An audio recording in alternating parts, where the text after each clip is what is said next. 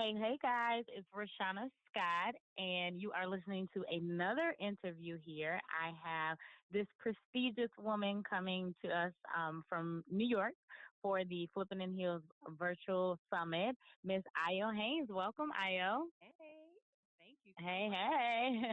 You are the No, person thank you. with.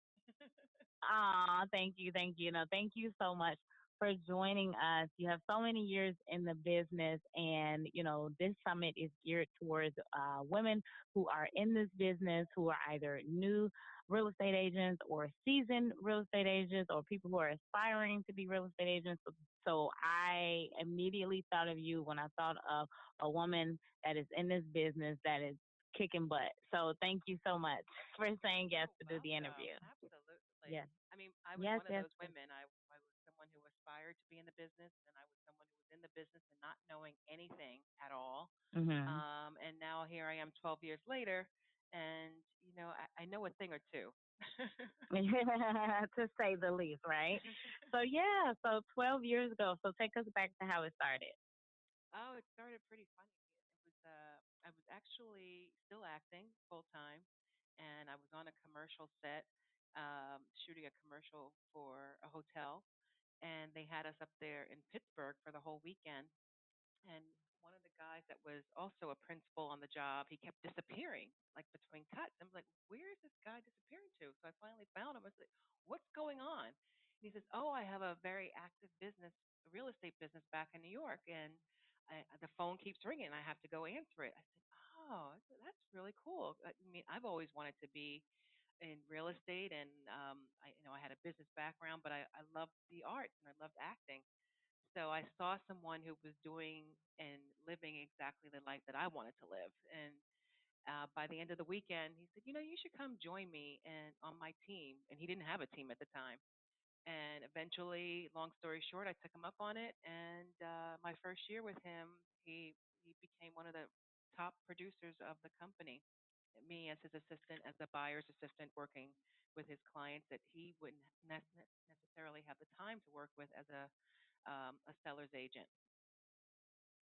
Whoa. All right. Okay, Miss Haynes coming in and changing the game. You I love it. actually, I would say that's probably the best way to have started. I didn't know any different, but God put it in my path that I would meet him and start that way. Start with a someone who is already successful, who already has a track record in the industry, who can teach you. He had some Mhm. really great habits. He was very organized. He knew how to set up his file. So I learned a lot of that from him and just watching him. And because I was a go getter, I guess the learning curve was a little not as steep as it could have been.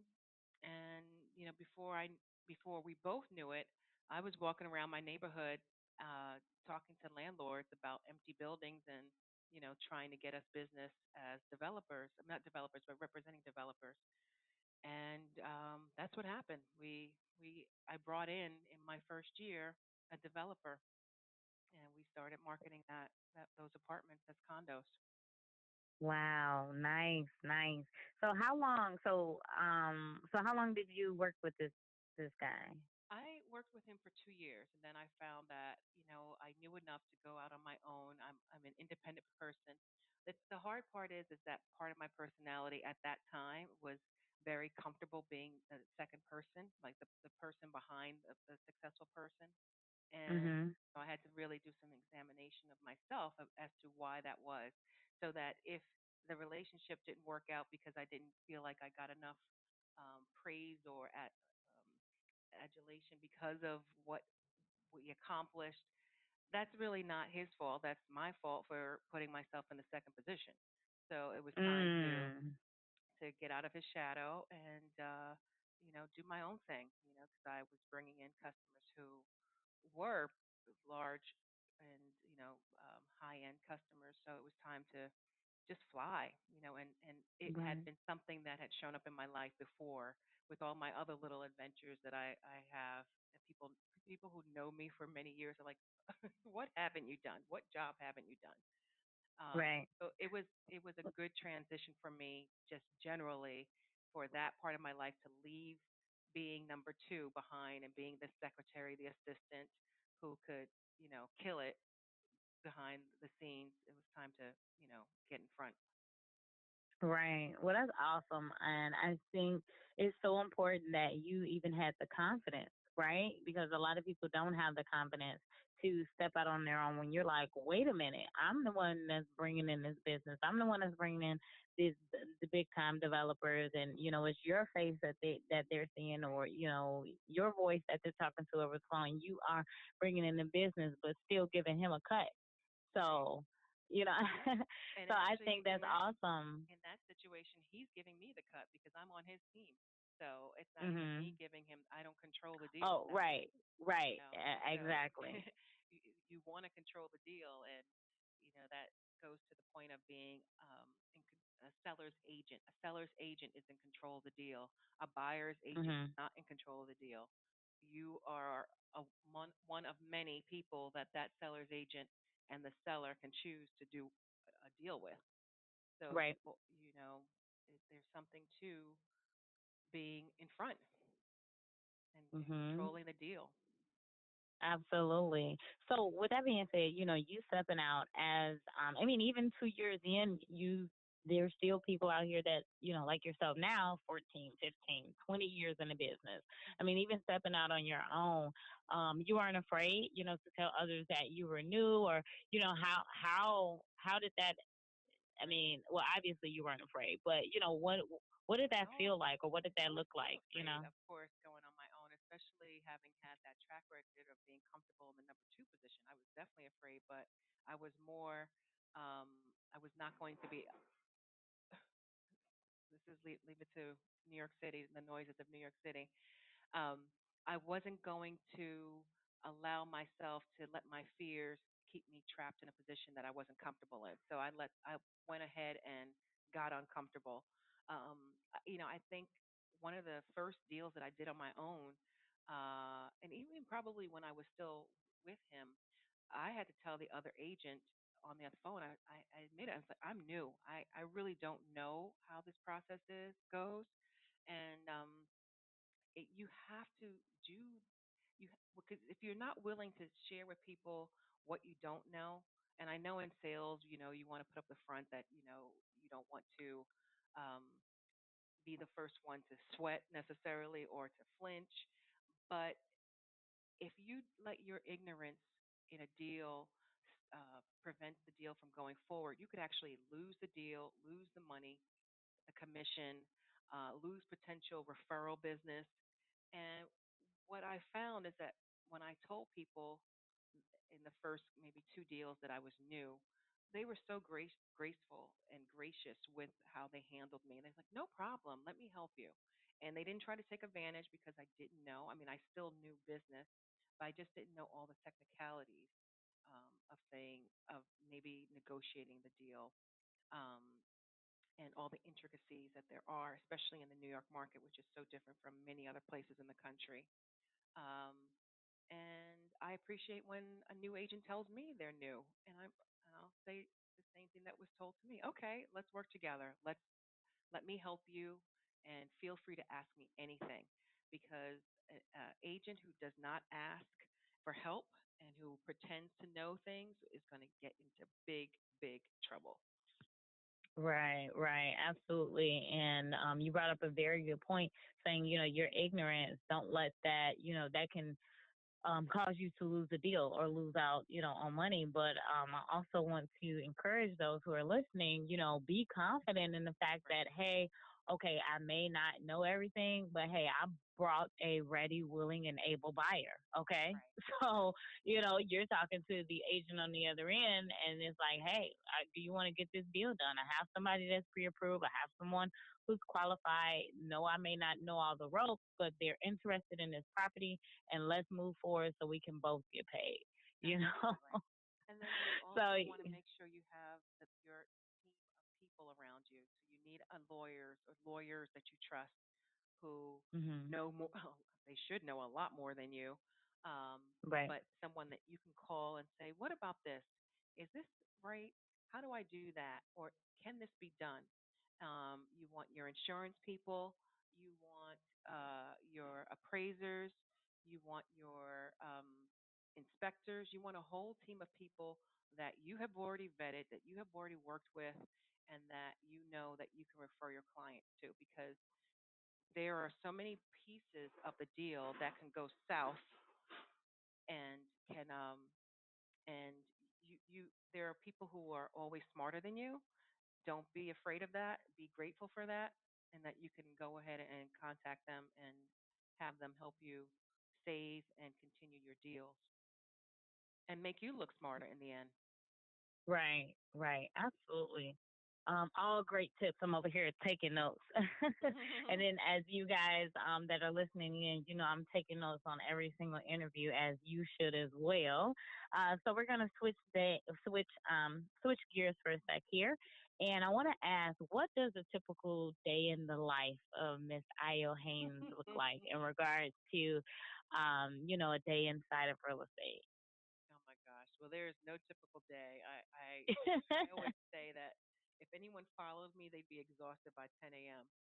Um, and it's probably the same with you, especially in a large city market.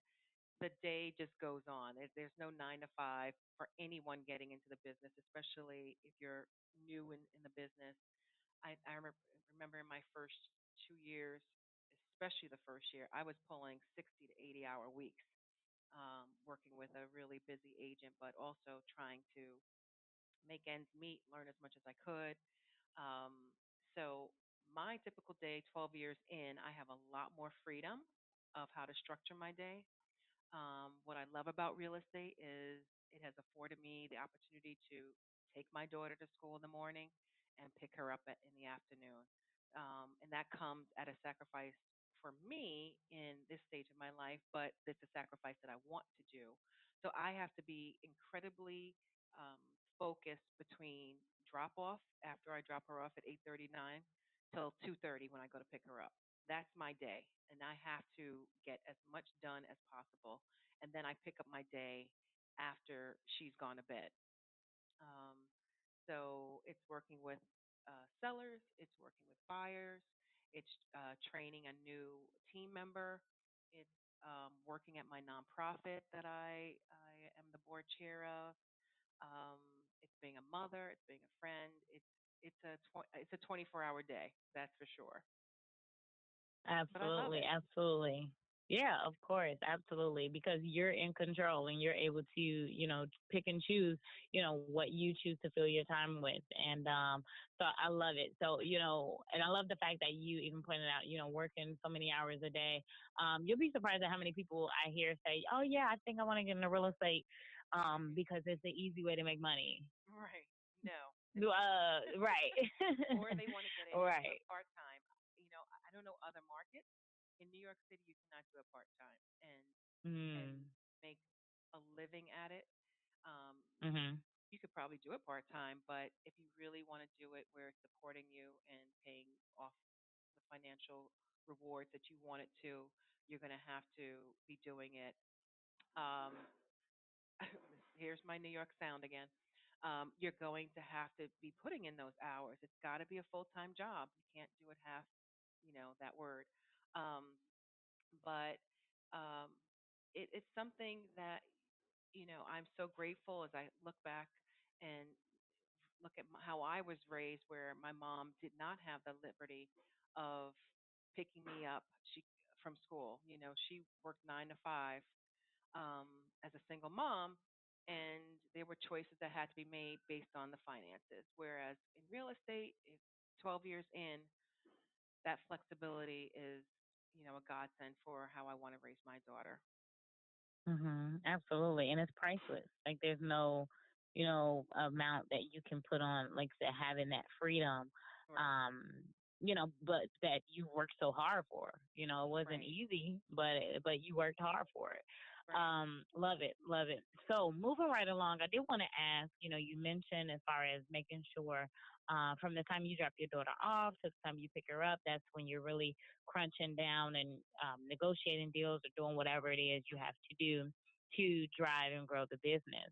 So, what is your general, I guess you could say, like lead generating activities? Like, are you cold calling? Are you door knocking? Are you just doing like social media marketing? What does that look like for you? It's not door knocking or cold calling.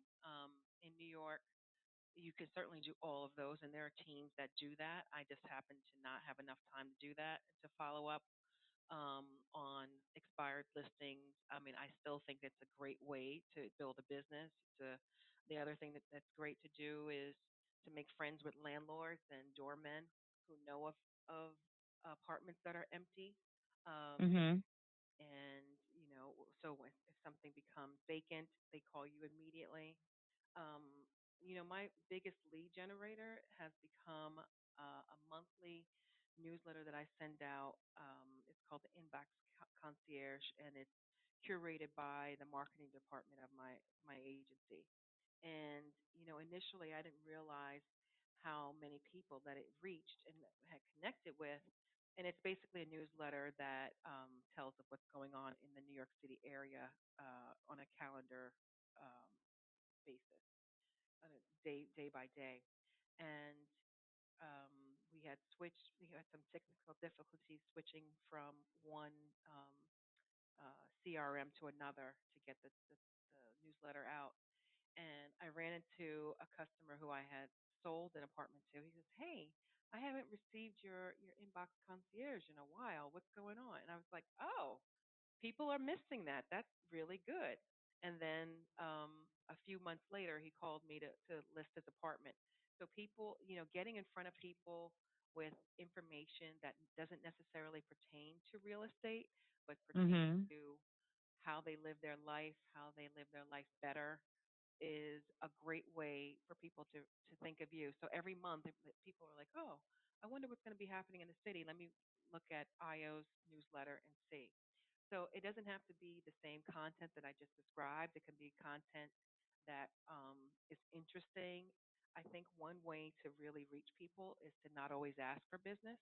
It's a Right. it doesn't seem um, like the right thing to do or from a business standpoint, but um, the soft touch is actually probably more effective than constantly saying, I can sell your apartment, I can rent your apartment, I can sell your townhouse." So you want to be thought of as that friend in their Rolodex that knows everything that there is to know about the industry, the real estate industry. And so when it's time, they think of you. And so every 30 Mhm. days, if you're on their mind, it's really hard for someone to forget that you're a realtor, so that you don't have Mhm. people saying, you find out that your friend's friend put the apartment on the market and didn't think of you. Like, "Oh, I forgot that you're in real estate." Well, when you're in someone's inbox every 30 days or even every 15 days, it's hard to be forgotten that way. I love it. I love it. And I took a look at your newsletter and it looks great. So you guys should definitely sign up. I love how innovative it is. The inbox concierge. Who would have thought of that? And then with what's going on in New York, I mean, it's a huge city. I'm sure there's something different every single day, every Right. single weekend, every month. So I think that is a really great way because, like you said, people don't always want to be sold to. However, like I said, should you stay top of mind? Yes, that is Right. the goal because, like I said, Yeah. as soon as they even think about moving or think about doing anything, they'll say, well, let me call Io first because I know she knows all things real estate. So I love that. So yeah, how can our viewers sign up for your newsletter? Actually, just shoot me an email and I'll put you into my CRM. And it's my first initial A and my last name Haynes. So Ahaynes at halstead.com. Just put in the subject box that you want to be in either the newsletter and on my concierge if you're in the New York City area. And I think that leads me to another point. I wouldn't necessarily have the time to do a concierge newsletter like that with calendar events. However, I'm at a company that has resources to do that for me to help me build my business. So that's also something to really think about when you're selecting an agency to go with and who you're going to hang your license with. You want to be able to have access to training, to people who are experienced and willing to share. There's nothing worse than being surrounded by people who know everything but don't want to share with you. So, just don't go with the agency that happens to be paying the biggest split. I would say in the beginning while you're learning, you definitely want to make sure they have access to management, um, and to learning modules and computer technology. I mean, everyone is so visual now. We're a visual society. You don't want to see, you know, uh, log on and and see your listing as a seller not being really exposed the way it should be or not photographed the way it should be because the buyer or the person who's the renter is not necessarily going to be captivated by it. So many times buyers are sent listings from agents and they just sweep them to the side because it doesn't look the way that they think it should look or is not as appealing when it could be a great listing.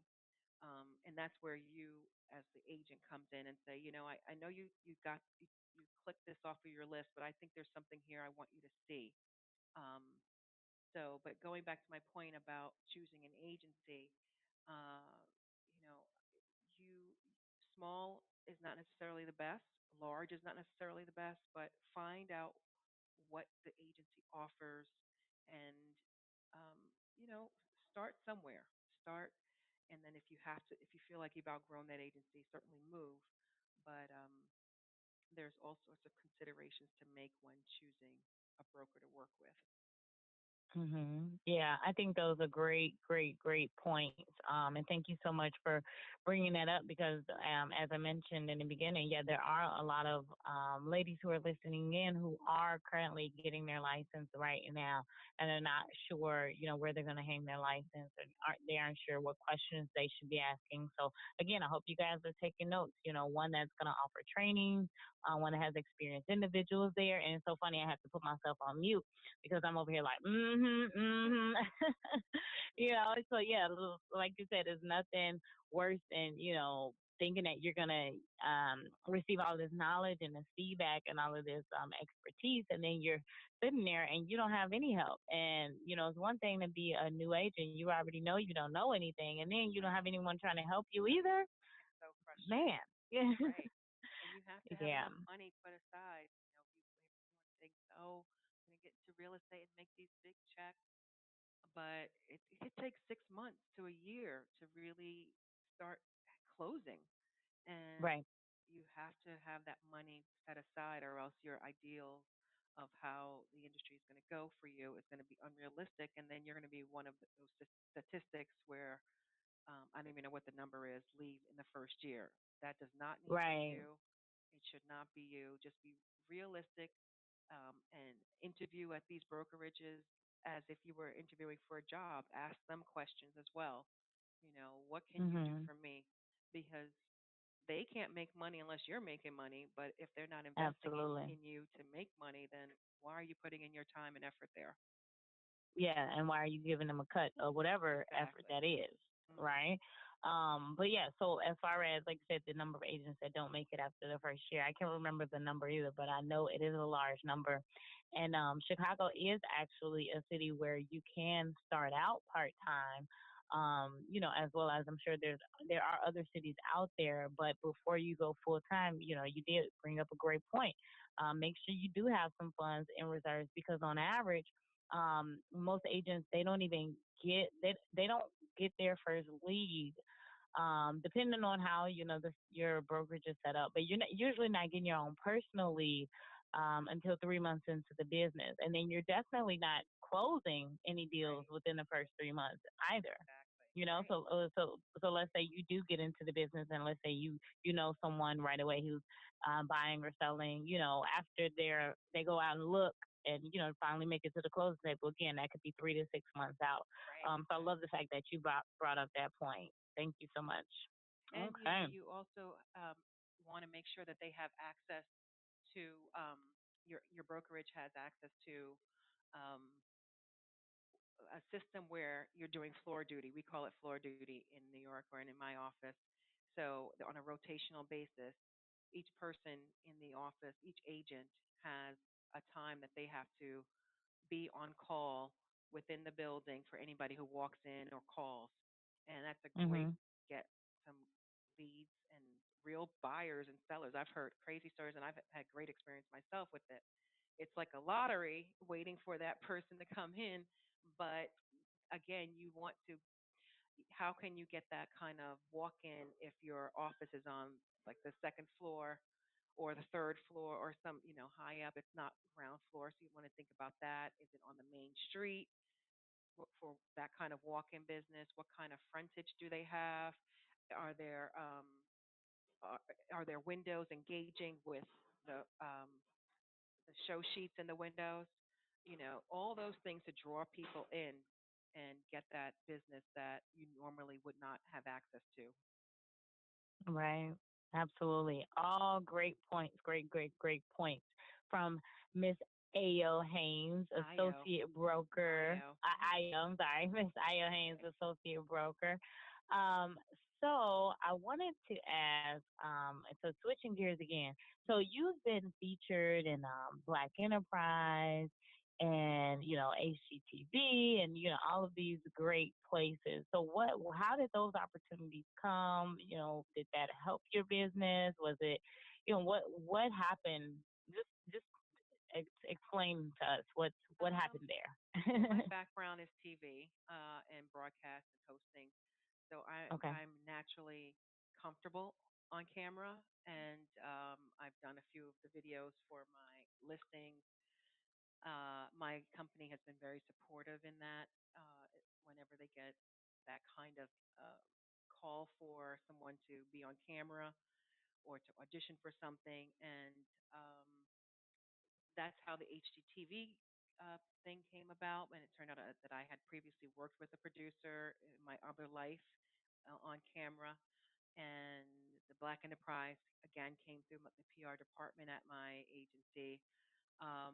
So again, I keep talking about being with an agency if you can. I know all markets are not the same, and all companies don't have a PR department, but if you can be at some place like that and make your talents known, they're always looking for people to fulfill all the pitches they get from the different television, radio, newspapers, asking for people who can fulfill whatever it is that they're looking to write about.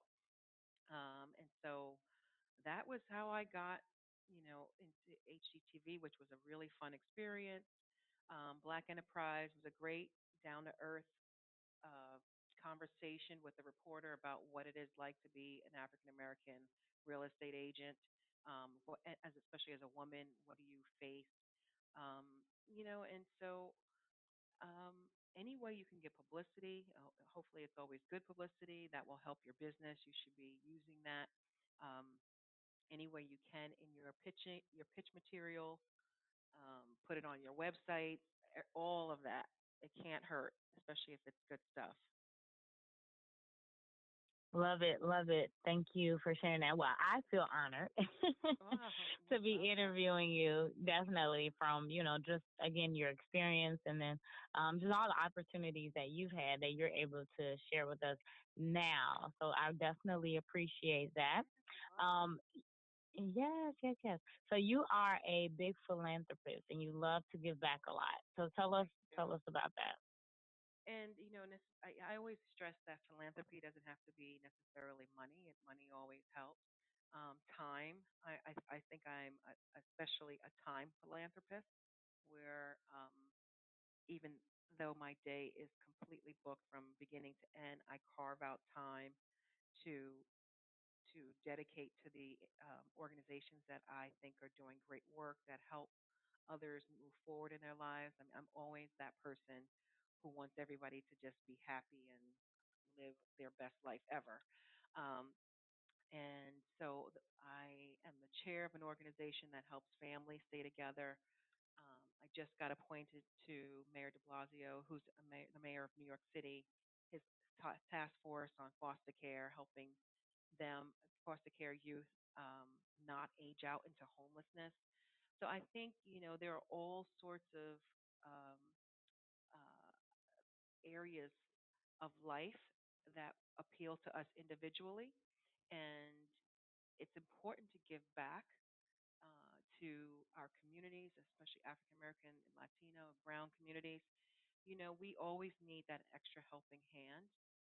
It's not necessarily an industry that we've had a lot of experience in traditionally, but there's no reason why we can't help the next generation or use your insight and your know how to help solve the homeless problem in your community, or teach people how to stop renting and start becoming homeowners so that they can build wealth as well.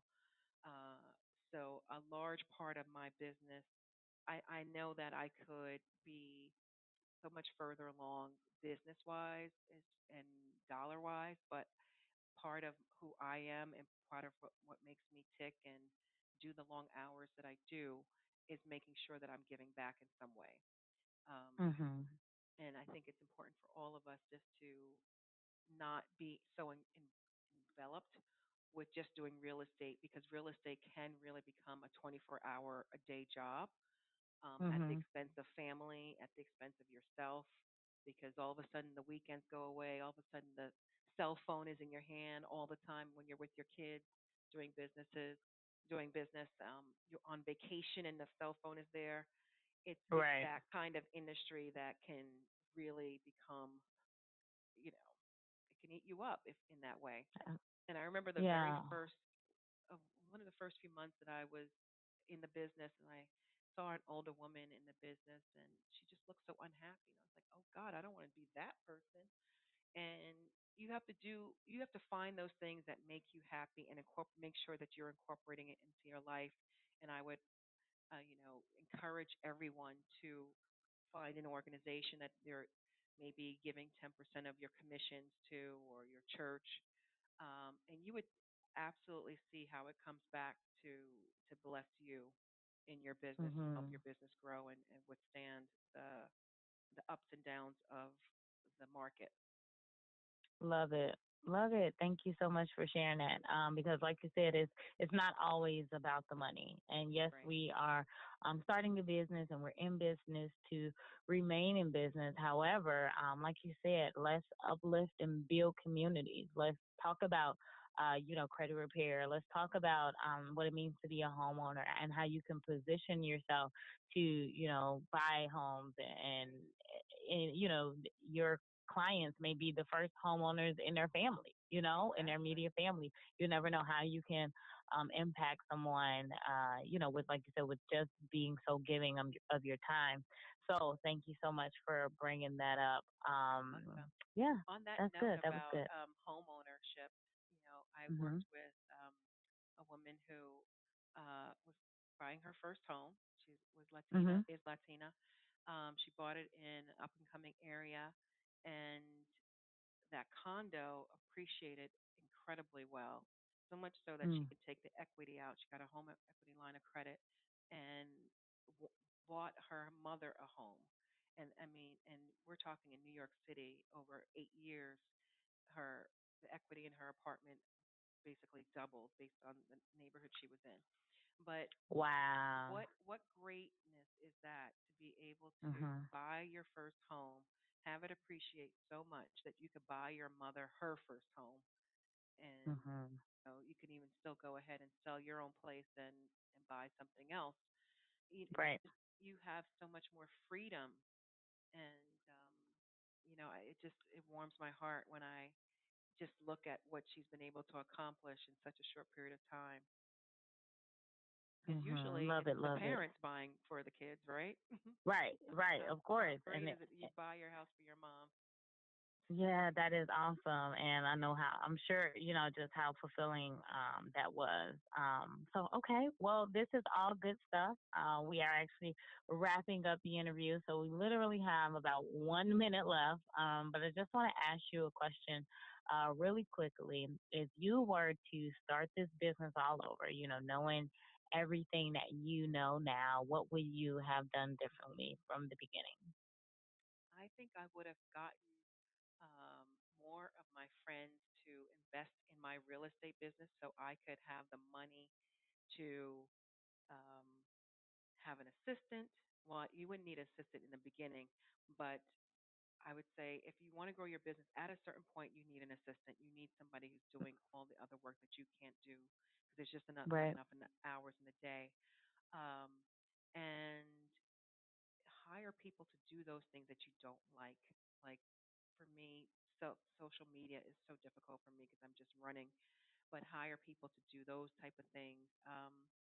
And yeah, I would say just be more aware of how much your time costs so that you That's good. right so that you can invest in those areas where your time is better spent building your business.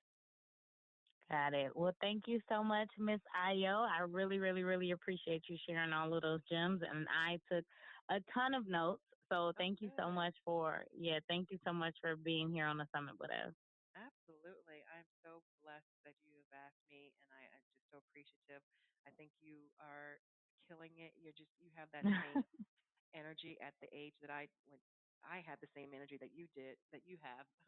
And I just love it. It just reminds me of how I used to rip and run from sun up to sundown before the Thank you, baby thank came. you. All righty. Well, there you guys have it, Miss Ayo Haynes. Thank you.